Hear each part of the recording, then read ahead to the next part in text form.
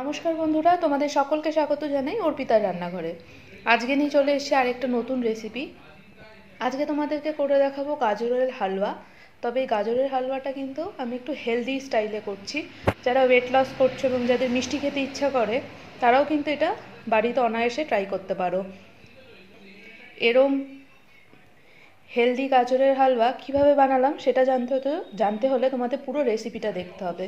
আর এই ভিডিওটা ভালো লাগলে ভিডিওটাকে অবশ্যই লাইক করো, শেয়ার করো, অনেক অনেক শেয়ার করো, আর চ্যানেলটাকে সাবস্ক্রাইব করে দিও, আর পাশে থাকা বেল আইকনটা অন করে দিও যাতে তোমরা আমার সব ভিডিও নোটিফিকেশন পেয়ে যাও। তাহলে চলো রেসিপিটা দেখে নেওয়া যাক আমি কিভাবে বানাই।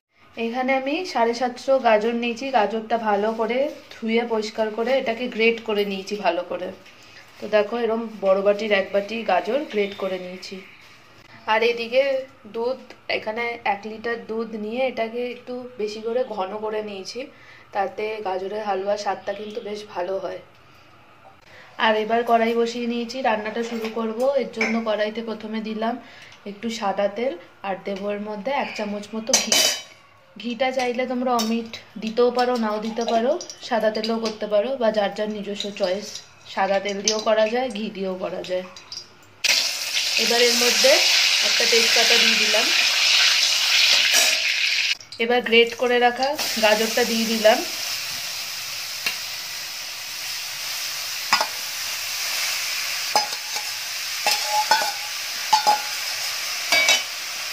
এটা হচ্ছে গাজরের হালুয়ার হেলদি ভার্সন।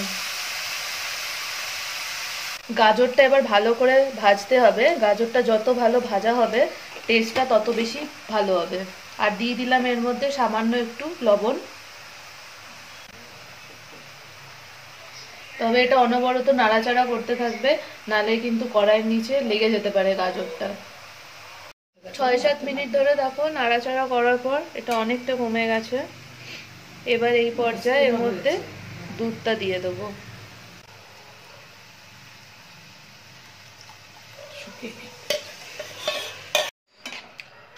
দেখো পুরো দুধটাই দিয়ে দিলাম। এবার দুধটা দিয়ে দিয়েছি, এবার এটা একটু ফুটতে দেবো। এবার এর মধ্যে দিয়ে দিচ্ছি চিনি। যে যেরকম মিষ্টি পছন্দ করে সেই অনুযায়ী চিনিটা ব্যবহার করবে। তবে এটা যেহেতু হেলদি ভার্সন অফ গাজরের হালুয়া, তো এর জন্য চিনিটা কমই দিচ্ছি।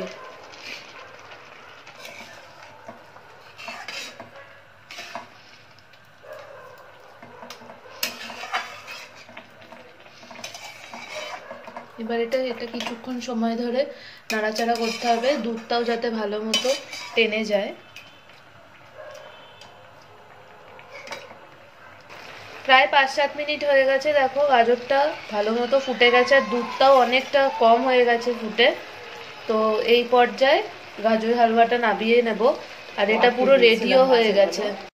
খুব কম সময় এবং খুব ইজিলি তৈরি হয়ে যায় কিন্তু এই গাজরের হালুয়া। এখন তো বাজারে প্রচুর গাজর পাওয়া যাচ্ছে, তোমরা কিন্তু অবশ্যই রেসিপিটা একবার ট্রাই করে দেখতে পারো। দেখো তৈরি হয়ে গেল গাজরের হালুয়া। তোমরা এই রেসিপিটা অবশ্যই বাড়িতে ট্রাই করো। এটা কিন্তু খুব হেলদি ভার্সন, ডায়েট দুধ দিয়ে করেছি, কোনো সেরকম এক্সট্রা কোনো ফ্যাট নেই এর মধ্যে।